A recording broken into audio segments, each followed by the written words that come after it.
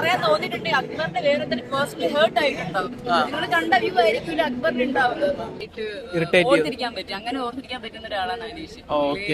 Negative ഉണ്ടെന്ന് അറിയാം പുള്ളിക്ക്, എന്നിട്ടും പുള്ളി അങ്ങനെ നിൽക്കുന്നുണ്ടെങ്കിൽ പുള്ളിയുടെ വലിയൊരു കഴിവാണ്. പക്ഷെ ഫസ്റ്റ് കഴിഞ്ഞ സീസണിൽ രതീഷ് ഇതേപോലെ ഒരു ആഴ്ച പറയാൻ പറ്റൂല ബ്രോ, കാരണം ഈ സീസൺ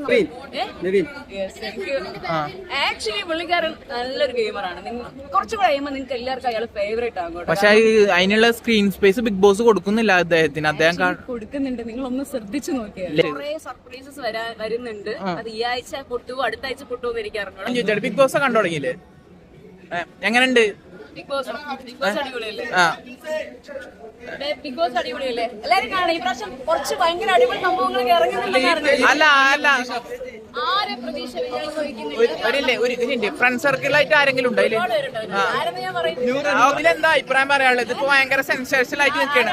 ഈ സെപ്റ്റി ടാങ്ക് എന്ന് പറഞ്ഞ ഇഷ്യൂ ഭയങ്കരമായിട്ട് സെൻസേഷൻ. രേണുസുതി അക്ബർ വിളിച്ചത് ഭയങ്കര സെൻസേഷണൽ ആയിട്ട് നിൽക്കുന്നുണ്ട് സോഷ്യൽ മീഡിയ. ആക്ച്വലി ഒരാളത് അങ്ങനെ പറയണമെന്നുണ്ടെങ്കിൽ നിങ്ങൾ ചോദിക്കുന്നുണ്ടെങ്കിൽ അതിന് വേണ്ടിയിട്ടായിരിക്കുമല്ലോ അകത്ത് നിന്ന് ആൾക്കാർ ചെയ്യുന്നത്. ഇപ്പം ബിഗ് ബോസ് പറയുന്നുണ്ട് ഈ ടാസ്ക് നിങ്ങൾ ഫണ്ണായിട്ട് എടുക്കണമെന്ന് പറയുന്നുണ്ട്. പക്ഷെ അക്ബർ അത് പറഞ്ഞത് ചിലപ്പോൾ അക്ബറിന്റെ പേഴ്സണലി നമ്മൾ കാണുന്നില്ല. കാരണം 72 ക്യാമറ ഉണ്ട് അവിടെ. പക്ഷെ ക്യാമറകൾ ചിലപ്പോൾ കൂടുതലായിരിക്കും.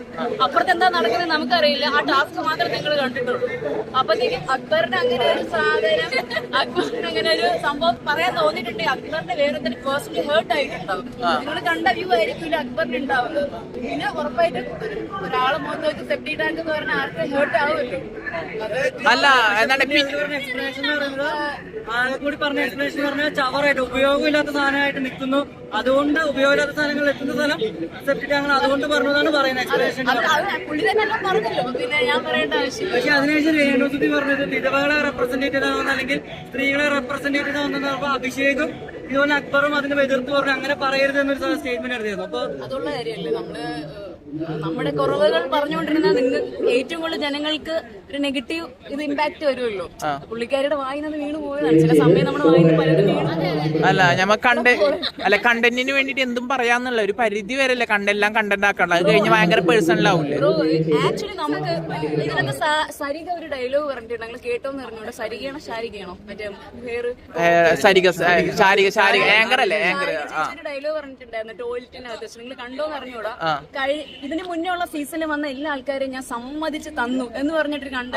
അത് എന്തുകൊണ്ടെന്ന് വെച്ചാൽ അകത്ത് നിൽക്കുന്നവർക്ക് അത് പറയാൻ പറ്റുള്ളൂ. കാരണം സരിക പോലത്തെ ആൾക്കാര് റിവ്യൂ ചെയ്യുന്ന ഇതേപോലെ ഹോട്ട് സീറ്റിൽ ഇരിക്കുന്ന ഒരു ആങ്കറാണ്. പുള്ളിക്കാരത് പറയുന്നുണ്ടെങ്കിൽ അകത്തുള്ള ആൾക്കാർ അത്രയും സഫർ ചെയ്തിട്ടുണ്ട്. ഞാൻ പറഞ്ഞ ഒരാളെ അല്ല, സീസൺ 1 മുതൽ സീസൺ 6 വരെയുള്ള എല്ലാ ആൾക്കാരും അത്രയും എഫേർട്ട് ഇട്ട് നിൽക്കുന്ന ഒരു സ്ഥലമാണ് ബിഗ് ബോസ്. അതിപ്പോ സീസൺ 7 ഇറങ്ങുമ്പോൾ അവർക്ക് മനസ്സിലായില്ല. അപ്പൊ അകത്ത് ഓരോ ആൾക്കാർ ഓരോന്ന് പറയുന്നുണ്ടെങ്കിൽ അവരുടെ സിറ്റുവേഷൻ ആണ്. നമ്മുടെ വായന ഇപ്പൊ നിങ്ങളാണെങ്കിൽ പോലും പറഞ്ഞു പോകും.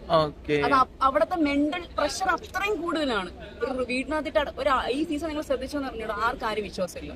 ഇതിന് മുന്നുള്ള സീസൺസ് വരെ നോക്കിക്കഴിഞ്ഞാൽ അറ്റ്ലീസ്റ്റ് ഒരാളെങ്കിലും ആരെങ്കിലും ട്രസ്റ്റ് ചെയ്യും. പക്ഷെ ഈ സീസൺ ആർക്കും വിശ്വാസമില്ല. കാരണം എല്ലാവരും നല്ലപോലെ പഠിച്ചിട്ട് കയറിയിരിക്കും. അതുപോലെ തന്നെ ഇപ്പൊ ഈ 5 വർഷത്തെ ഒരു എന്താ പറയാ റിസർച്ചിന് ശേഷമാണ് കോമണർ ആയിട്ട് അനീഷ് കയറിയെന്ന് പറഞ്ഞു. അനീഷ് കയറിയ മൊമെന്റ് തൊട്ട് ഒരു ഗെയിം പ്ലാൻ വർക്ക്ഔട്ട് ചെയ്യുന്നുണ്ട് അനീഷ് തന്നെ പറയുന്നത്. അപ്പൊ ആ ഒരു ഗെയിം പ്ലാൻ ഇപ്പൊ ഒരു വിക്ടിം കാർഡ് പോലത്തെ ഒരു കാർഡാണ് യൂസ് ചെയ്യുന്നത്. ആ ഒരു കാർഡ് കണ്ടിരുന്നോ? ഒറ്റപ്പെടൽ സ്ട്രാറ്റജി നിങ്ങൾ ശ്രദ്ധിച്ചോന്ന് അറിഞ്ഞൂടാ. ചില ആൾക്കാരെ നമുക്ക് ഭയങ്കരമായിട്ട് ഓർത്തിരിക്കാൻ പറ്റും, അങ്ങനെ ഓർത്തിരിക്കാൻ പറ്റുന്ന ഒരാളാണ് അനീഷ്. നെഗറ്റീവ് ഉണ്ടെന്ന് അറിയാം പുള്ളിക്ക്, എന്നിട്ടും പുള്ളി അങ്ങനെ നിൽക്കുന്നുണ്ടെങ്കിൽ പുള്ളിയുടെ വലിയൊരു കഴിവാണ്. പക്ഷെ ഫസ്റ്റ് കഴിഞ്ഞ സീസണിൽ രതീഷ് ഇതേപോലെ ഒരു ആഴ്ച പറയാൻ പറ്റൂല ബ്രോ, കാരണം ഈ സീസൺ നമുക്ക് അങ്ങനെ ഓർത്തിരിക്കാനായിട്ട് എത്ര ഫേസ് നിങ്ങൾക്ക് അറിയാം.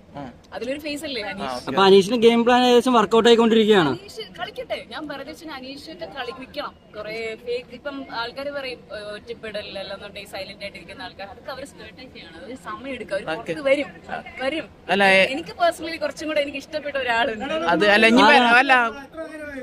ആരാണ് എന്നെ പിടിച്ചിരിക്കുന്ന ഒരാളെ ഇതിനകത്തുള്ളൂ. ആള് ഭയങ്കര, ഞാൻ ജസ്റ്റ് നിങ്ങൾക്ക് ഒരു ഹിന്ദി തരാം, നിങ്ങൾ തന്നെ കണ്ടുപിടിക്കും.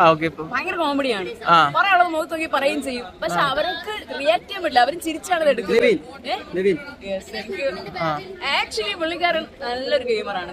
കുറച്ചുകൂടെ കഴിയുമ്പോൾ നിങ്ങൾക്ക് എല്ലാവർക്കും അയാൾ ഫേവറേറ്റ് ആകും. പക്ഷെ അതിനുള്ള സ്ക്രീൻ സ്പേസ് ബിഗ് ബോസ് കൊടുക്കുന്നില്ല അദ്ദേഹത്തിന്. അദ്ദേഹം കൊടുക്കുന്നുണ്ട്, നിങ്ങൾ ഒന്ന് ശ്രദ്ധിച്ചു നോക്കിയാൽ. ലൈവ് കാണുന്നവർക്ക് മാത്രം എപ്പിസോഡ് സീരിയസ്ലി കൊടുക്കുന്നുണ്ട്. നിങ്ങളപ്പോ കാണുന്നില്ല എന്ന് എന്റെ വിശ്വാസം. അല്ല, ഞാൻ കാണുന്നുണ്ട്. ഈവൻ രാത്രി ലൈവിലും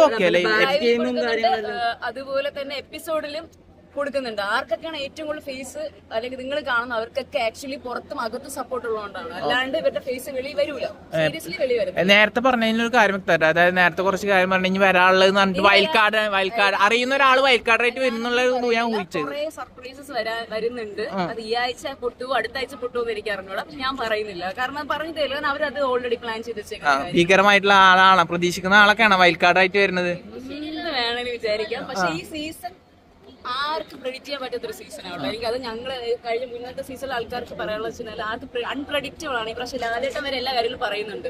വോട്ട് ചെയ്യേണ്ട ആൾക്കാർ ആരൊക്കെയാണ് എങ്ങനെയൊക്കെയാണെന്ന് പറയുന്നുണ്ടല്ലോ പ്രോമിൽ. നിങ്ങൾ കണ്ടതാണ് വിശ്വാസം. പക്ഷെ പിള്ളേർ കളിക്കട്ടെ, നിങ്ങൾ ഇപ്പോഴേ ജഡ്ജ് ചെയ്യേണ്ട. എല്ലാവരും അടിപൊളി കണ്ടസ്റ്റന്റ് ആണ്. ആൾക്കാർ പുറത്ത് വരും, സമയം കൊടുക്കുക.